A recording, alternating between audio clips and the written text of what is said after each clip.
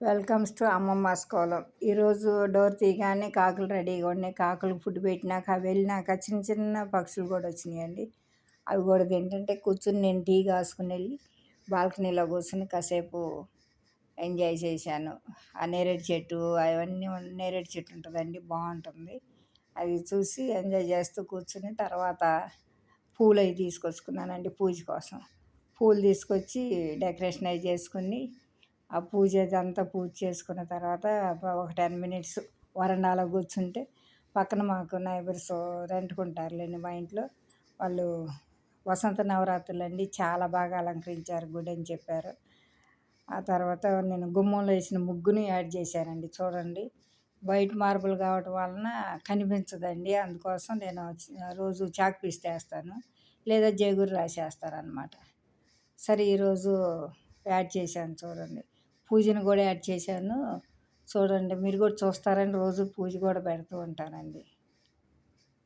అదే పూజ అది అయిపోయిన తర్వాత నేను దోశ కోసం రాగులు మినపప్పు కలిపి రుబ్బిన పిండి ఉంటేనే అది తీసి దోశలు వేసుకున్నానండి.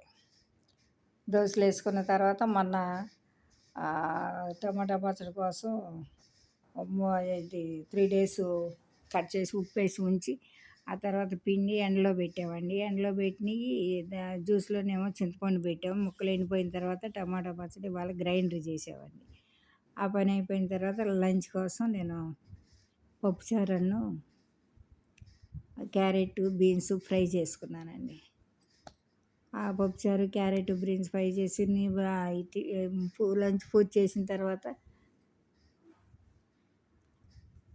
మినపప్పు నానబెట్టానండి. మరి సాయంత్రం ఈవినింగ్ 5 o'clockకి మినపప్పు అది కడిగి దోశల కోసం దోశలకి నేను శనగపప్పు సగ్గుబియ్యం మెంతులు కూడా యాడ్ చేస్తానండి, కలర్ వచ్చి బాగుంటాయి అని చెప్పి.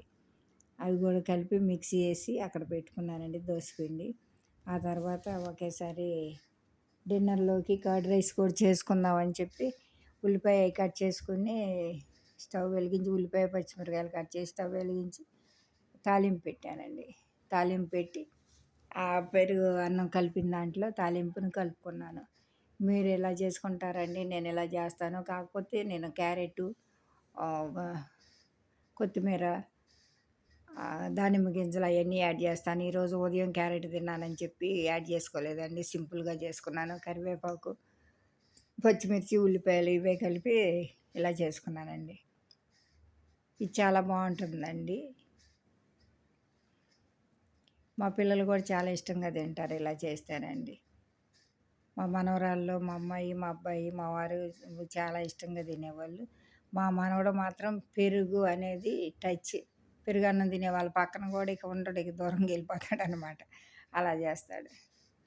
ఈ రోజుకైతే ఈ వీడియో ఇంతేనండి. మీకు నచ్చితే కనుక లైక్ చేసి షేర్ చేసి సబ్స్క్రైబ్ చేయండి. మీరు అందరూ చూస్తున్నారని ఆనందిస్తున్నారని అనుకుంటున్నాను. ఈ రోజుకైతే ఇంతేనండి. మరి ఒక వీడియోతో మీ ముందుకు వస్తాను. ఉంటానండి. బాయ్ బాయ్ అండి.